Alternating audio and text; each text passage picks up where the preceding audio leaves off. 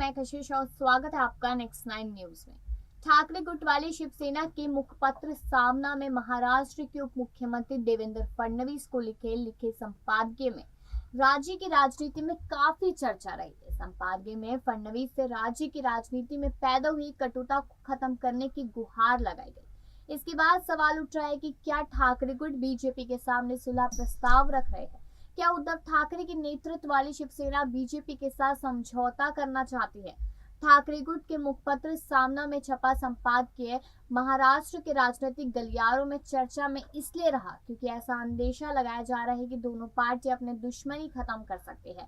सामना के संपादकीय में महाराष्ट्र के उप मुख्यमंत्री और बीजेपी नेता देवेंद्र फडणवीस से राज्य की राजनीति में आई कटुता को लेकर खत्म करने का आग्रह किया गया है। बीजेपी के प्रति उद्धव ठाकरे गुट का यह रवैया वाकई में राजनीतिक गलियारों में सभी को चौंकाने वाला लग रहा है। आमतौर पर सामना का संपादकीय सामना के कार्यकारी संपादक संजय राउत लिखा करते थे, लेकिन फिलहाल वह पीएमएलए मामले में जेल की सलाखों के पीछे है। इसलिए माना जा रहा है कि सामना में छपा ये संपादकीय पार्टी अध्यक्ष उद्धव ठाकरे ने ही लिखा है। सामना में छपे संपादकीय के पीछे का आधार उप मुख्यमंत्री और बीजेपी नेता देवेंद्र फडणवीस पर का वह बयान है जो उन्होंने पत्रकारों के सामने दिवाली मिलन के समारोह में दिया। इसमें फडणवीस ने माना कि महाराष्ट्र की मौजूदा राजनीति में कटुता भरी हुई है। इस दौरान एक पत्रकार ने फडणवीस से पूछा था कि क्या भविष्य में शिवसेना बीजेपी के साथ आ सकती है। इस पर फडणवीस ने जवाब दिया कि मौजूदा वक्त में तो ऐसा नहीं लगता, लेकिन मैं जरूर कह सकता हूं कि पिछले कुछ सालों में जो हुआ वह कुछ पीड़ादायी रहा। साल 2019 के दिवाली मिलन समारोह में ही बीजेपी और शिवसेना के बीच दरारें खुलकर सामने आ गई थी। उस वक्त देवेंद्र फडणवीस महाराष्ट्र के मुख्यमंत्री थे। उन्होंने अपने आधिकारिक आवास वर्षा में दोपहर पत्रकारों को भोजन के लिए आमंत्रित किया था।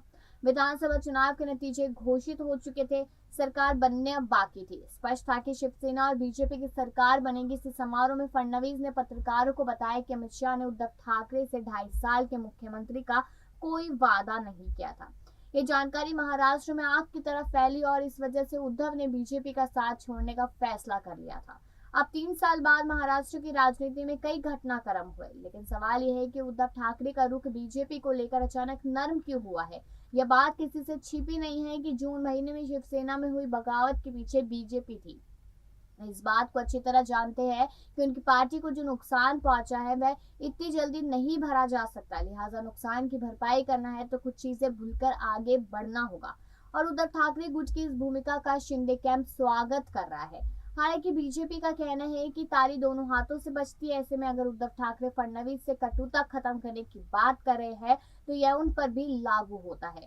तो देखना यह है कि क्या सच में कुछ ना कुछ महाराष्ट्र में बदलाव होता नजर आता है कि क्या यहाँ पर उद्धव ठाकरे बीजेपी के साथ फिर मिलते नजर आते हैं, शिंदे कैंप स्वागत करता नजर आता है।